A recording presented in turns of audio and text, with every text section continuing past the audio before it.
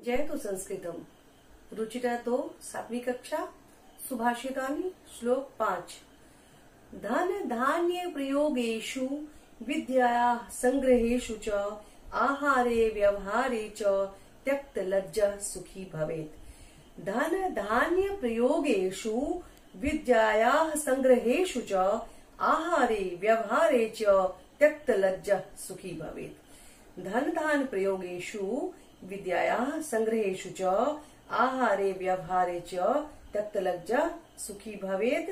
धान्य धान्य प्रयोगेषु धन धान्य के प्रयोग में व्यवहार में विद्यायाः विद्या के संग्रहेषु संग्रहों में संचय करने में इकट्ठा करने में आहार भोजन करने में त्यक्त लज्जा जो लज्जा को छोड़ देता है संकोच को छोड़ देता है।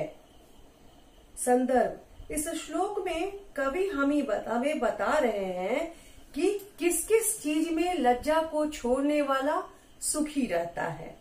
तो कवि का कहना है धन धान्य के प्रयोग में विद्या के संग्रह में भोजन में व्यवहार में जो लज्जा को छोड़ देता है वही सुखी रहता है। तात्पर्य यह है कि यदि हम जीवन में सुख चाहते हैं तो धन धान्य के प्रयोग में धन और अनाज के प्रयोग में विद्या प्राप्त करने में और उसके संग्रह में भोजन में और व्यवहार में कभी लज्जा न करें तभी हम सुखी रह सकते हैं।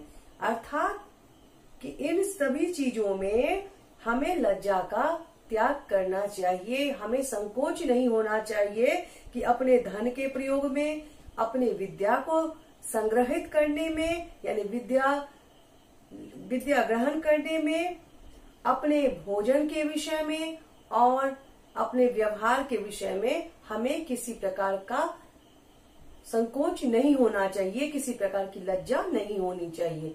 हमें लज्जा का त्याग करना चाहिए। आइए अब व्याकरण के विषय में देखते हैं।